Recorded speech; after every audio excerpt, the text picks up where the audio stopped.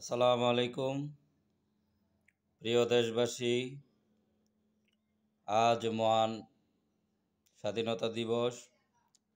আজ 26শে মার্চ বাঙালি জাতির এক ঐতিহাসিক গৌরবময় অধ্যায়ের দিন, মহান স্বাধীনতা দিবস এবং জাতীয় দিবস।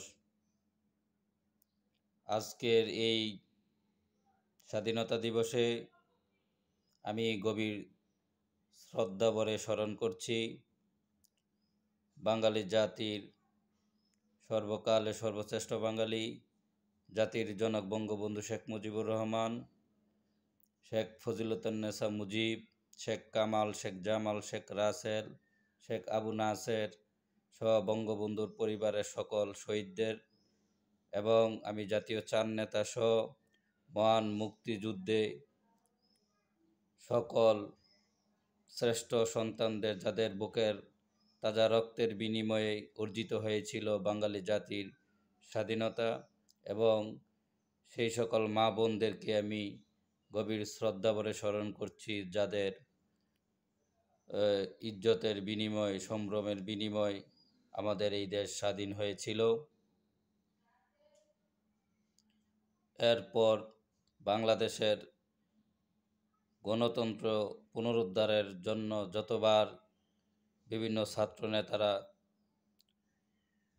জীবন দিয়েছে, ছাত্রলীগ, আওয়ামী লীগ, যুবলীগের যে সকল নেতাকর্মীরা জীবন দিয়েছে গণতন্ত্র পুনরুদ্ধারের জন্য, তারা কাজ করে গিয়েছে, তাদের জীবনকে উৎসর্গ করে গিয়েছে, আমি সকলকে গভীর শ্রদ্ধাভরে স্মরণ করছি। প্রিয় দেশবাসী, অন্যান্য বছর আমরা খুব আনন্দের সহিত এই মহান স্বাধীনতা দিবসটি আমরা পালন করে থাকি।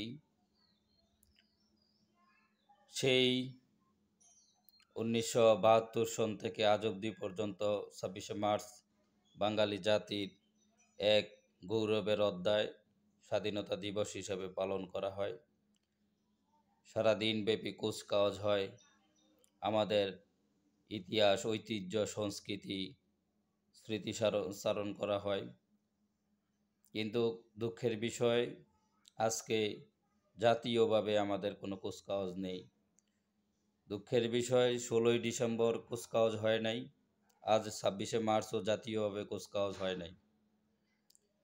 আমাদের ইতিহাস, ঐতিহ্যকে আমাদের কাছ থেকে অনেক দূরে নিয়ে যাচ্ছে একটি চক্র, প্ল্যান মাফিক বাঙালি জাতিকে তার ইতিহাস, ঐতিহ্যর কাছ থেকে দূরে রাখছে। আমি এর পূর্বেই আমার এক ভিডিওতে বলেছি যে স্বরাষ্ট্র সচিব কি বলেছেন যে মেজাজ ভালো নেই, আনন্দের মেজাজ না থাকার কারণে এবারও কুচকাওয়াজ হচ্ছে না। 16ই ডিসেম্বর যেভাবে কুচকাওয়াজ হয় নাই, মেজাজ ভালো না থাকার কারণে, আনন্দের মেজাজ না থাকার কারণে এবারও কুচকাওয়াজ হচ্ছে না, আনন্দের মেজাজ না থাকার কারণে। তাদের কেন আনন্দের মেজাজ নেই, আমরা সেই কথা বা সেই উত্তর আমরা জানি না, তারা ভালো বলতে পারবে। কিন্তু এটা বলতে পারি, একটা মহল, এই ক্ষমতা দখলদার জঙ্গি সরকার প্ল্যান মাফিক বাংলাদেশের ইতিহাস, ঐতিহ্যকে, স্বাধীনতাকে, মুক্তিযুদ্ধকে বাঙালির কাছ থেকে দূরে রাখতে চায়। তারা পাকিস্তানির ভাবধারা বাংলাদেশের বাঙালিদের জাতির কাছে তুলে ধরতে চায়, আমাদের মেধায় মননে পাকিস্তানি ভাবধারা ঢুকিয়ে দিতে চায়। আমি 1971 সালের কিছু স্মৃতি স্মরণ করতে চাই, কিছু ইতিহাস বলতে চাই।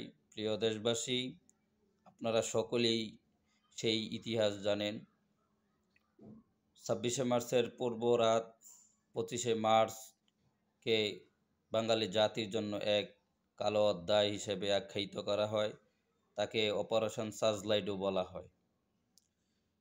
পাকিস্তানি শাসক গোষ্ঠী তার সেনাবাহিনীকে, দখলদার পাকিস্তানি হানাদার বাহিনীকে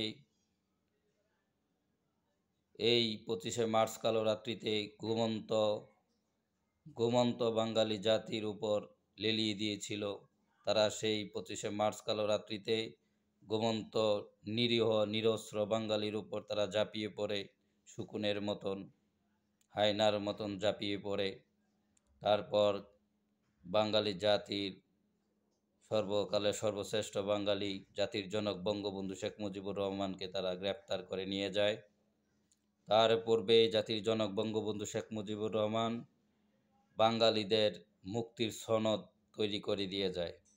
এর পূর্বেই উনি 7ই মার্চে বাঙালি জাতিকে এক ভাষণেই 7 কোটি বাঙালিকে ঐক্যবদ্ধ করেছে। তাদেরকে নির্দেশনা দিয়ে গিয়েছে অস্থায়ীভাবে, যদি তোমাদেরকে আর নাও বলতে পারি, তোমাদেরকে যদি ঘোষণা আর নাও দিতে পারি, তোমরা তোমাদের যা কিছু আছে তাই নিয়ে প্রস্তুত থেকো শত্রুর মোকাবেলায়। সেই সুবাদেই উনি 25শে মার্চ কালো রাত্রিতে পাক হানাদার বাহিনীর হাতে গ্রেপ্তার হওয়ার আগেই একটি ঘোষণাপত্র তৈরি করেন।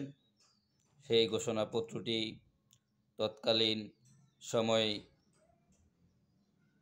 চট্টগ্রাম স্বাধীন বাংলা বেতার কেন্দ্র থেকে এক ভদ্রলোক পাঠ করেছিলেন।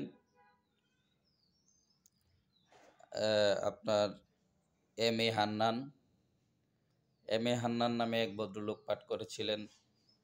তারপর বাঙালি জাতি যখন শুনতে পারে যে 25শে মার্চ কালো রাত্রিতে তাদের নেতা বঙ্গবন্ধু শেখ মুজিবুর রহমানকে গ্রেফতার করে নিয়ে গিয়েছে, তাদের উপর আক্রমণ হয়েছে, তখনই বাঙালি জাতি বুঝতে পেরেছে যে বাঙালি জাতির মুক্তির মহানায়ক জাতির জনক বঙ্গবন্ধু শেখ মুজিবুর রহমান যেহেতু ঘোষণাপত্র রেডি করে দিয়ে গিয়েছে, তার পক্ষে এম এ হান্নান পাঠ করেছে, তখন আর বসে থাকা যাবে না।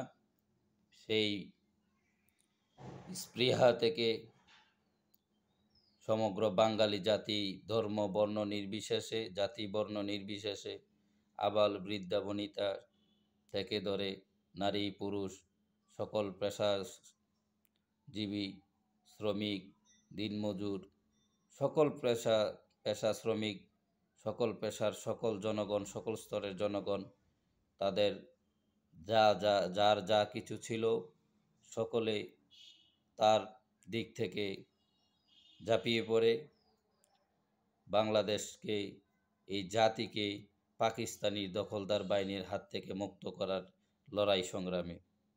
দুঃখজনক হলেও সত্য, কিছু অংশ মানুষ যারা পাকিস্তানের প্রেতাত্মা হিসাবে তৎকালীন সময় সশরীরে এবং তারা সূক্ষ্ম মেধায় মননে স্ববলে দল বলে পাকিস্তানিদেরকে মদত দিয়েছিল জামাতে ইসলাম। তারা পরবর্তীতে রাজাকার আল বদর আল শামস হিসাবে তাদেরকে আখ্যায়িত করে বাঙালি জাতি। তো সেই 71 সালের মহান মুক্তিযুদ্ধে পরাজিত শক্তির প্রেতাত্মা আজকেও Jamaat Shibir, Hizbut Tahrir, Ansarullah Bangla team, আপনার আরও যত জঙ্গি গোষ্ঠী আছে, তারা মিলে দেশি এবং আন্তর্জাতিক চক্রান্তের মাধ্যমে জাতির জনকের কন্যা বঙ্গবন্ধু শেখ মুজিবুরের কন্যা আমাদের মাননীয় নেত্রী জননেত্রী শেখ হাসিনা একজন নির্বাচিত প্রধানমন্ত্রী ছিলেন, ওনাকে চক্রান্ত করে জঙ্গি কায়দায় ক্ষমতা থেকে সরিয়ে তারা ক্ষমতা দখল করে আছে। আজ সেই দখলদার জঙ্গি সরকার আমাদের বাঙালি জাতির সংস্কৃতি, ইতিহাস, ঐতিহ্য আমাদের কাছ থেকে কেড়ে নিচ্ছে। আমাদের আজকে কুচকাওয়াজ হচ্ছে না, তাদের নাকি মেজাজ ভালো নেই, মেজাজ ভালো না থাকার কারণে কুচকাওয়াজ হচ্ছে না। বাঙালি জাতি আজ আপনারা জানেন ফুল দিতে গিয়ে আজকে ঢাকায় মানুষ অ্যারেস্ট হচ্ছে, জয় বাংলা বলার কারণে গ্রেফতার হচ্ছে। দেশ আজ কোথায় দাঁড়িয়ে আছে। আমি বিবেকবান সকল মানুষের কাছে প্রশ্ন রাখতে চাই, জয় বাংলা তো কারুর ব্যক্তি সম্পদ না, স্মৃতিসৌধ শহীদ মিনার তো কারুর ব্যক্তি সম্পদ না, মুক্তিযুদ্ধ স্বাধীনতা সংগ্রাম তো কারুর ব্যক্তি সম্পদ না, 16ই ডিসেম্বর 26শে মার্চ 52 ভাষা আন্দোলন, 7ই মার্চ এগুলো তো কারুর ব্যক্তিগত সম্পত্তি নয়। যদি এগুলো আমাদের বাঙালি জাতির আষ্টে পৃষ্ঠে রক্তে মাংসে লেগে থাকে, আমাদের শিরায় উপশিরায় যদি এগুলো থেকে থাকে, তাহলে আমাদেরকে এখনই সময় জেগে উঠতে হবে। আমরা আমাদের বাঙালিদের ইতিহাস ঐতিহ্যকে পুনরুদ্ধার করতে হবে। এই জঙ্গি হায়নাদের কাছ থেকে, পাকিস্তানি প্রেতাত্মাদের কাছ থেকে আমাদের দেশকে রক্ষা করতে হবে। প্রিয় দেশবাসী, সকলে সোচ্চার হন, আওয়াজ তুলুন। সকলে ভালো থাকবেন। জয় বাংলা, জয় বঙ্গবন্ধু।